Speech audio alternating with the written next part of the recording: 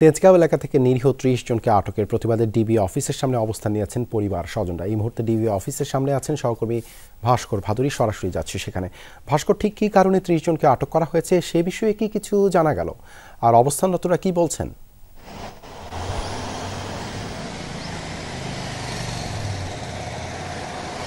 দেবাশিস, ঠিক কী কারণে তাদেরকে আটক করা হয়েছে সে বিষয়ে এখন পর্যন্ত কিন্তু যারা আটককৃত তাদের স্বজনরা নিশ্চিত নয়।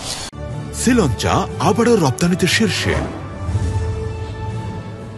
কারণ যারা এখানে অবস্থান করছেন ডিবি অফিসের সামনে সেই সংখ্যাটি প্রায় 50 জন, এবং গত রাত 1:30 থেকে 2টা পর্যন্ত এই যে 30 মিনিট সময় নিয়ে তেজগাঁ থানাধীন যে কারণ বাজার যে পাইকারি এলাকাটি রয়েছে, পাইকারি বাজার এলাকা, সেই পাইকারি বাজার এলাকা থেকে অন্ততপক্ষে 35 জনকে তুলে নিয়ে আসা হয়েছে ডিবি অফিসে, এবং তারপর থেকে আটককৃতদের স্বজনরা কিন্তু এখানে অবস্থান করছেন।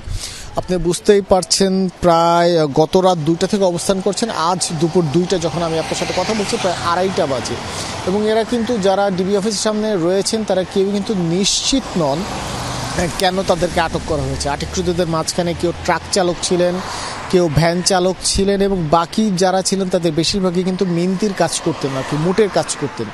এবং স্বজনরা এখন পর্যন্ত 7 থেকে 8 বার, এমনকি অনেকে দেখেছি আমরা প্রতি ঘন্টায় ঘন্টায় যে ডিবি অফিসের পুলিশের যে সকল কর্মকর্তারা রয়েছেন তাদের সাথে কথা বলার চেষ্টা করেছেন, এবং বারবারই কিন্তু তাদের কাছ থেকে সময় নেওয়া হয়েছিল। এবং কিছুক্ষণ আগে এই 30 জনের আটককৃত যারা রয়েছেন তাদের স্বজনদেরকে কিন্তু একেবারে বলে দেওয়া হয়েছে যে তাদের সকলের স্বজনের খোঁজ কোর্টে যেয়ে নিতে, কারণ প্রত্যেকের বিরুদ্ধে মামলা করে দেওয়া হয়েছে।